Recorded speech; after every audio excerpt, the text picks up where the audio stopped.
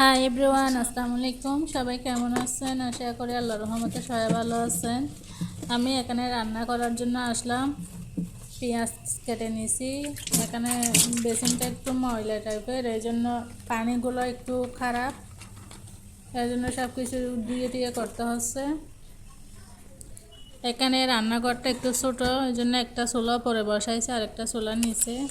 এখান থেকে রান্না করে আবার ওইদিকে নিয়ে যাইতে হয়, একটু টানাটানির মধ্যে করতে হয় সব কিছু। এক পাশে রান্না করবো আর এক পাশে নিয়ে যাবে সেরকম। একদিকে পরীক্ষাও চলতেছে আমার।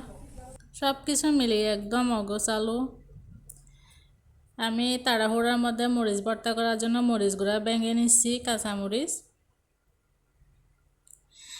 যত যাই হয়ে যাক না কেন, খাইতে তো হবে, খাওয়ার জন্য তো দুনিয়ায় পাগল। এদিকে আমি পরীক্ষা চলা পর্যন্ত কোনো কিছু খাইতে পারি না। এমনি তাড়াহুড়ার মধ্যে সকালে একটু চা খাই, এরপরে সারাদিন আর কোনো কিছু খাই না। এই রাতে একেবারে রান্না বান্না করে খাই। একদিকে রান্না করি আর একদিকে পড়াশোনা করি, দুইটাই একসাথে করি। এদিকে আমি মরিচগুলো ভেঙে নিচ্ছি, একা থাকলে যেটা হয় আর কি। এর জন্য যৌথ ফ্যামিলি অনেক ভালো, একদিকে ভালো আর একদিকে খারাপ।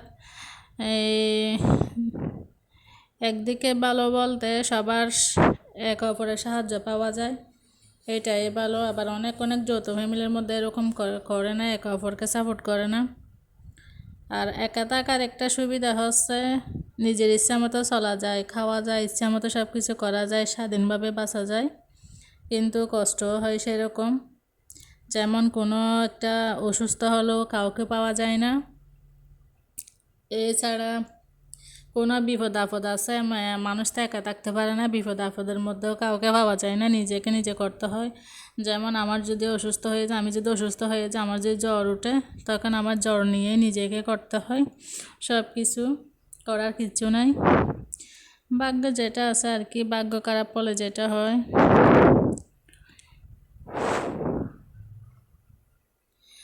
এটা হচ্ছে শাক, আমি শাকগুলা চিংড়ি মাছ দিয়ে রান্না করতেছি।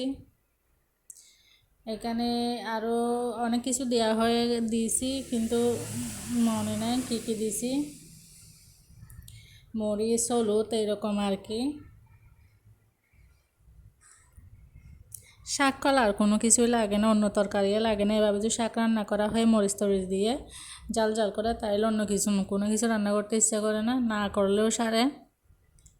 এদিকে মাছ বাজারে আসছিলাম, সেগুলো একটুখানি দেখতেছি। আমার কোরাল মাছ অনেক মজা লাগে, বিশেষ করে কোরাল মাছের পেটিগুলা। মাথা এত ভালো লাগে না, কোরাল মাছের মাথা। চিংড়ি মাছও অনেক প্রিয়। প্রতিদিনই আমার শাক আনা যায় বাজার থেকে, শর্টকাট রান্না আর কি।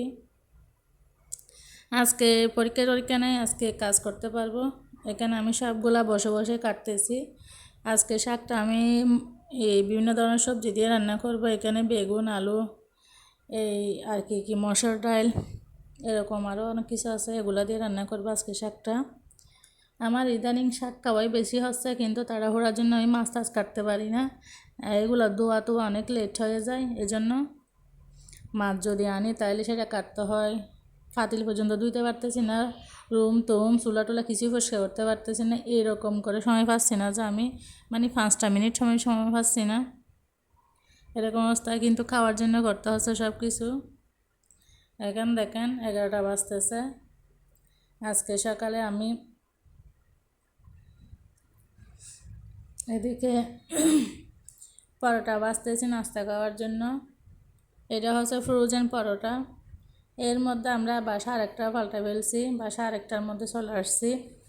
এগুলো আমি ভিডিও করি নাই। এখানে আমি পরোটা বাজতেছি, পরোটা খাবো সকালে নাস্তা হিসেবে। এখানে প্রেশার কুকারের মধ্যে ভাত রান্না করে রাখছি। ভাতটা এমনিতে জ্বর হয়েছে, এভাবে কেটে যাচ্ছে আর কি।